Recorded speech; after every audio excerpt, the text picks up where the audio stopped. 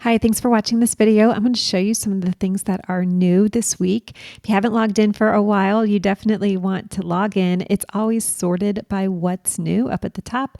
So as you can see, we have a lot of tasks that got added in the past week. If this button says join and you are a member, just go ahead and click right here, that pink bar. And if you click on that, then refresh your screen and you'll see all of the downloads.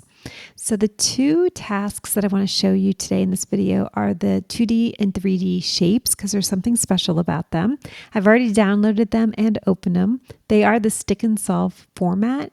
Stick and solve refers to the Velcro tasks. We have a lot of requests for those to get away from some of the clip cards or using a dry erase marker.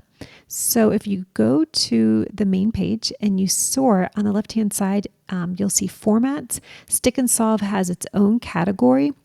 And I wanted to do that because some people really prefer that type of task, but also you might not see it from the cover. So all of these are in that Velcro format. Some of the phonics, the subtraction number lines, like you can't tell from that picture that that would be a stick and solve task, but they are. And so I will continue to add more of those if that's something that you're interested in. Okay, so let me show you these shapes. So it's the 2D shapes and it is matching. And the idea is matching the picture of the shape, the picture representation with the vocabulary word. However, as I was doing this, I realized that this would be a useful set to differentiate. So the task cards that students are going to be starting with are the same. They look like this.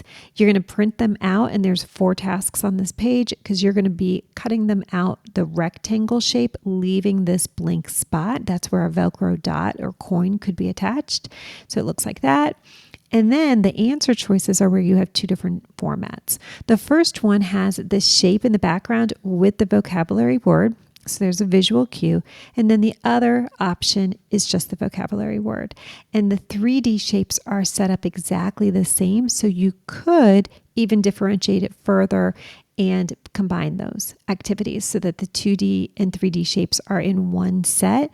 That would make it a little bit more complex for students. But this one, you can do it a couple of different ways. You can do the task card with the Velcro attachment, choosing the picture option like shown here, or just the vocab option. You could also just use those smaller cards, those movable cards, and just create your own task like quick matching and skip the Velcro task here.